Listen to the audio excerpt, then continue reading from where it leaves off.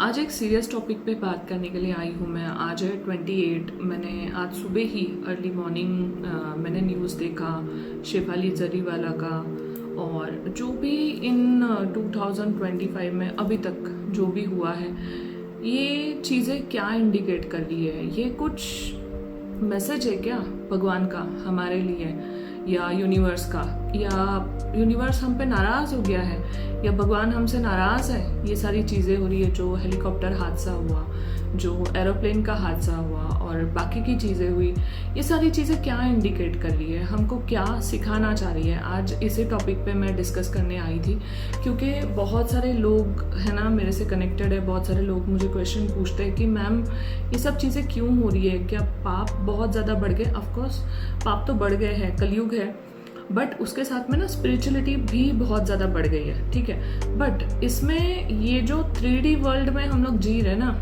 इसकी जो टेक्नोलॉजी है वो भी बहुत ज़्यादा बढ़ गई है, ठीक है। यहाँ पे ना डिफ्रेंशिएट ही नहीं हो पाता एक भक्ति भाव और बाकी की चीज़ों में, ठीक है।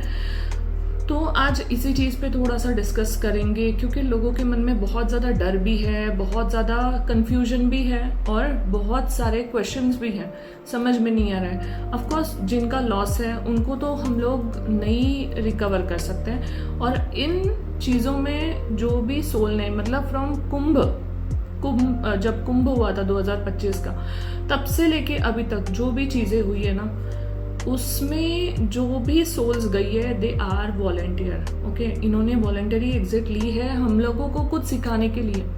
आप 2020 से देखोगे ना, ऐसे कुछ हादसे हो रहे हैं कोरोना से ही लेकर, कि हम एक चीज़ से उभरते हैं, थोड़ा अपना नॉर्मल जीना शुरू करते हैं, फिर कुछ हो जाता है, फिर हम थोड़ा उभरने की कोशिश करते हैं, फिर कुछ हो जाता है।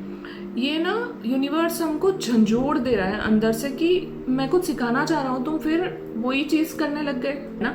तो एग्जैक्टली यूनिवर्स हमको सिखाना क्या चाह रहा है, एग्जैक्टली बताना क्या चाह रहा है, वो क्या चाह रहे हैं हमसे, है ना। तो आज इसी बात पे हम थोड़ा सा डिस्कस करेंगे। शेफाली का न्यूज़ मिला, बहुत बुरा लगा, अर्ली एज। और मैंने ना अभी कुछ महीनों पहले मैंने उनका पॉडकास्ट देखा था, जिसमें वो बोल रही थी कि शी इज़ वेटिंग फॉर, है ना, अडॉप्ट बेबी, उनको बेबी गर्ल अडॉप्ट करनी थी। तो काफ़ी सारे सपने होते हैं यार, सपने सपने ही रह गए, ठीक है। कहीं ना यूनिवर्स चाह रहा है हमको इन सब इंसिडेंट से कुछ ना कुछ सीखना, कि देखो टाइम ना तुम्हारे हाथ में नहीं है, ओके। सब ऑलरेडी डिसाइडेड है, कब कहाँ कैसे ऑलरेडी डिसाइडेड है। ये सोल्स ने वॉलंटियर किया है हमको सिखाने के लिए, ठीक है।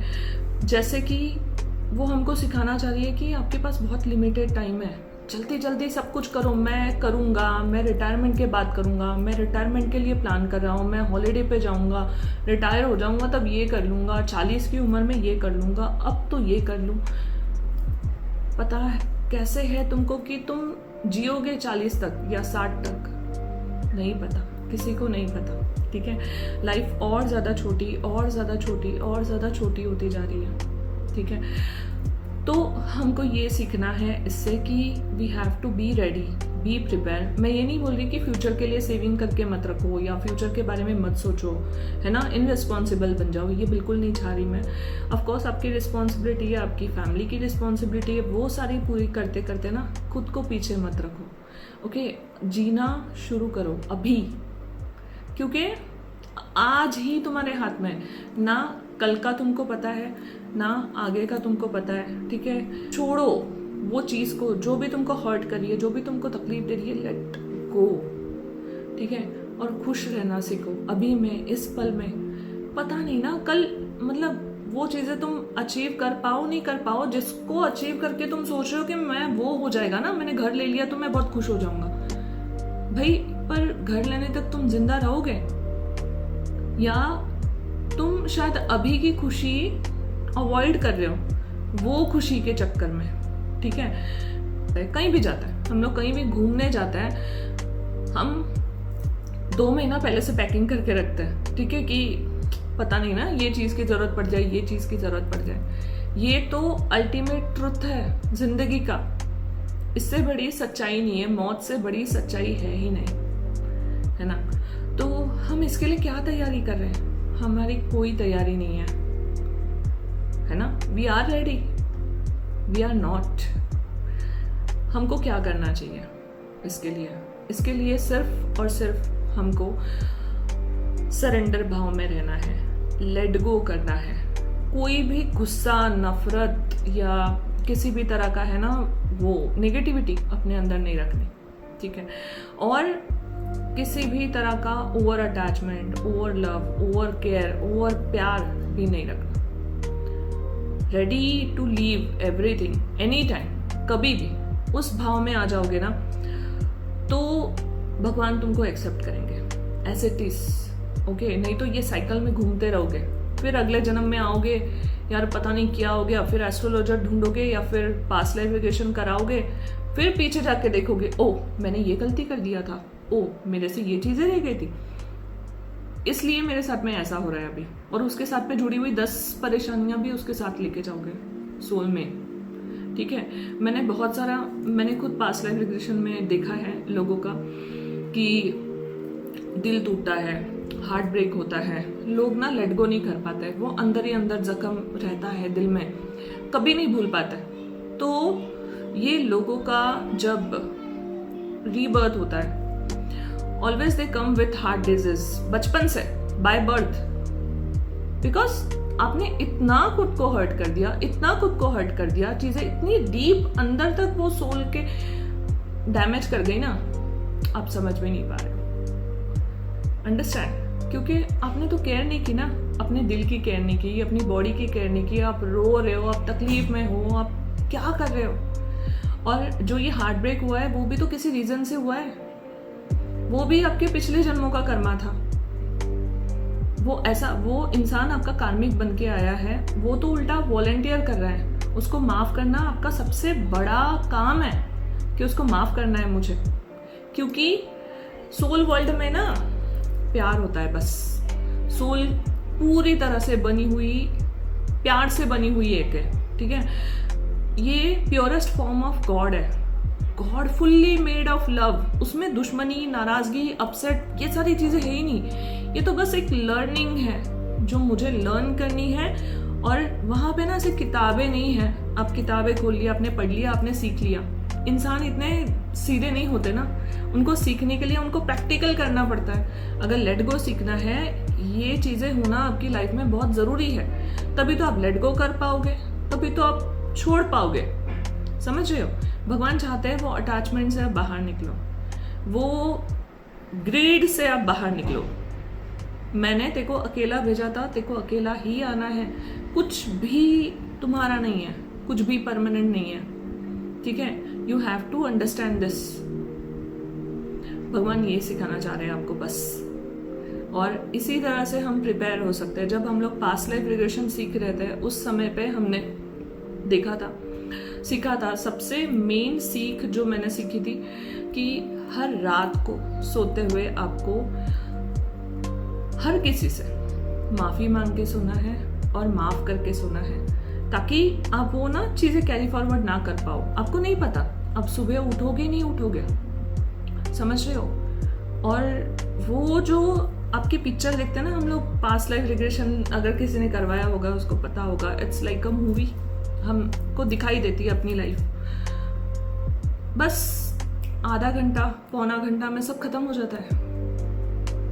जो भी अच्छी अच्छी चीजें वो दिखाई देती है, जो बुरी बुरी चीजें वो दिखाई देती है। आपका स्ट्रगल नहीं दिखाई देता, आपका हार्डवर्क नहीं दिखाई देता, आपकी तकलीफ नहीं दिखाई देती। जो भी आप मतलब ये चीज अचीव करने के लिए आपने कितना तकलीफ किया वो नहीं दिखाई देगा। भाव है ना, आपके इंटेंशन दिखाई देंगे, आप कितने प्योर थे, कितने साफ थे, कितने क्लियर थे, आपने किस भाव से किया वो चीज। अच्छे भाव से किया वो दिखाई देगा, बुरे भाव से किया वो दिखाई देगा, दुश्मनी से किया वो दिखाई देगा, नफरत से किया वो दिखाई देगा, ठीक है? तो हमको यही तो नहीं चाहिए, इसको कैरी फॉरवर्ड नहीं करना है। तो ये जो आधे घंटे का मूवी है, या मरने से पहले हम लोग बोलते कि अपनी पूरी लाइफ हमारे सामने आती है, आंखों के सामने, तो इसमें अच्छे अच्छे मोमेंट रखते हैं ना, क्यों बुरी चीज़ें रखना है, फिर उसको कैरी फॉरवर्ड करना है, फिर अगले जन्म में दोबारा आके आप वो चीज़ों को फिर रिजॉल्व करने में लग जाओगे। यूनिवर्स तो चाहता है फटाफट सीखो, आगे बढ़ो, इवॉल्व हो, है ना। अल्टीमेट डेस्टिनेशन इज हमारा मोक्ष, ठीक है। पूरी भगवत गीता में लिखा हुआ है डिटैचमेंट के बारे में, बस डिटैचमेंट के बारे में, कर्तव्य और डिटैचमेंट साथ में कर्तव्य करके, है ना। अर्जुन सांसारिक जीवन जी रहे थे, उसके साथ में डिटैचमेंट उनको भगवान श्री कृष्ण ने सिखाया। भगवत गीता में यही बोला गया है कि सब कुछ साथ में होते हुए भी जब आप डिटैच होते हो ना हर चीज से, तब आप वो अल्टीमेट खुशी या सेटिस्फैक्शन या वो मोक्ष वाली जो स्टेज है ना वहां पहुंच जाते हो। Then you are ready for everything, then you are ready for moksha या लेट गो, या डेथ के लिए आप रेडी हो, ऐसे बोल सकते हैं हम लोग। ओके, तो अपने अंदर रिग्रेट मत रखिए, अपने सपनों को दबा के मत रखिए। मैं नहीं बोल रही कि फ्यूचर की प्लानिंग नहीं करना है, फ्यूचर की प्लानिंग डेफिनेटली करना है, कर्तव्य को निभाना है, जो भी आपके हैं उनके लिए, उनके प्रति जो भी कर्तव्य वो करना है। बट आप अपने जो सपनों को पीछे रखते हो ना कि रिटायरमेंट के बाद कर लूँगा, फिर कर लूँगा, वो नहीं करूँ। जैसे बहुत सारी हाउसवाइफ करती है कि बस बच्चे एक बार बड़े हो जाए फिर मैं अपने लिए जी लूँगी, ऐसा नहीं होता। अभी मोमेंट है आपके पास में, अभी में जीना सीखो। यूनिवर्स हमको यही दिखा रहा है। जो भगवान की जगह पे ये सारे हादसे हो रहे हैं ना, ये क्यों हो रहे हैं? क्योंकि लोग ना उस भाव से नहीं जा रहे हैं। भीड़ तो बड़ी बढ़ रही है, लोग बड़े जा रहे हैं, पर ना उनमें से आधे से ज्यादा लोग जा रहे हैं इंजॉय करने, हनीमून मनाने। और मैं खुद जाके देख के आई हूँ, they are like dancing, they are enjoying, वो नॉनवेज खा रहे हैं, वो ड्रिंक कर रहे हैं। ये प्लेस वैसे नहीं है, ठीक है। आपको ये सब करने के लिए बाकी जगह मिल जाएगी, आप वहां जाके कीजिए। आप क्या कर रहे हो?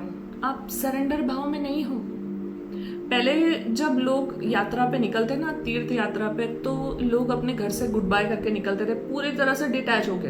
भाई अब हम वापस आए नहीं आए, तब फोन नहीं थे, तब इतने रास्ते नहीं थे, वहां पहुंचना मतलब बहुत बड़ी बात थी। तीर्थ यात्रा करना मतलब तुमने तो मोक्ष प्राप्त कर लिया, इतनी बड़ी बात थी। क्योंकि उस समय पे वैसे सिचुएशन थी, तब क्लाइमेट ऐसा था, वेदर और ज्यादा एक्सट्रीम था, जितना अभी हम लोग देखते हैं उससे भी ज्यादा एक्सट्रीम। चल के अभी भी मैंने देखा कितने सारे साधु सन्यासी, कितने सारे लोग पैदल यात्रा कर रहे थे पूरी तरह से। जिस हरिद्वार पहुंच के चार धाम की यात्रा पूरी तरह से पैदल कर रहे थे, बिना चप्पलों के लोगों को देखा है मैंने। ये एक्चुअली मतलब ना, ये भाव चाहिए भगवान को। आप भगवान तक जा रहे हो, आप इंजॉय करने जा रहे हो, आप वो एक्सपीरियंस ही नहीं कर रहे, वो एनर्जी, वो जो दिखाना चाह रहे हैं। तो ये जो सोल्स है ना, ये बुरी नहीं है, इन्होंने वॉलंटियर किया है लोगों को अलर्ट करने के लिए। लोगों में डर फैल जाएगा कि बाप रे यहाँ नहीं जाना है ना, यहाँ पे जाके तो कुछ भी हो सकता है। वहां पे वो ही सोल पहुंच पाएगी जो प्योर हो, जो रेडी हो, है ना, जो सरेंडर हो, जो डिटैच हो कि यार जो भी हो जाए मेरे को ना भगवान के दर्शन करने। भले बीच में मेरे को भगवान वहीं के वहीं ऊपर बुला ले, चल जाएगा, कोई दिक्कत नहीं है। तो भगवान को ये चीजें चाहिए, और ये सिखाने के लिए ये सोल्स ने वॉलंटियर किया है हमारे लिए, ठीक है। जो भी मतलब ये जो एक्सीडेंट हुआ है, बस का एक्सीडेंट, हेलीकॉप्टर का एक्सीडेंट, दिस ऑल, मतलब ये जब ना बहुत सारे लोग एक साथ में, नई सोल अगर ये करेगी ना, तो लोग नहीं सीख पाएंगे, नहीं समझ पाएंगे।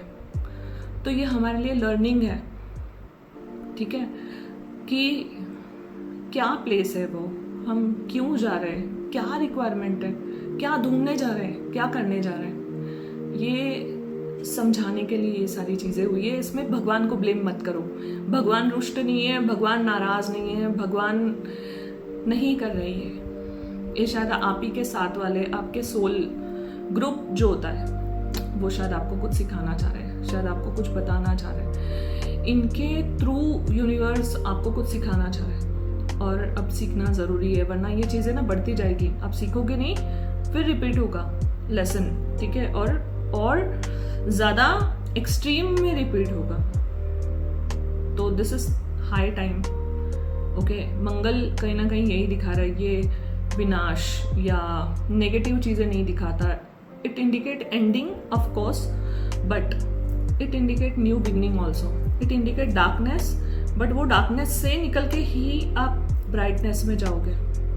समझ रहे हो? तो ये अगर हमने लर्न कर ली ना, तो लाइफ में कभी मतलब ना, we are ready, always ready कि चलेगा यार, अभी चली जाऊंगी फिर भी ओके. आई एम डिटैच, मैंने अपने कर्तव्य सारे पूरे कर लिए, कोई दिक्कत नहीं है, आई एम रेडी.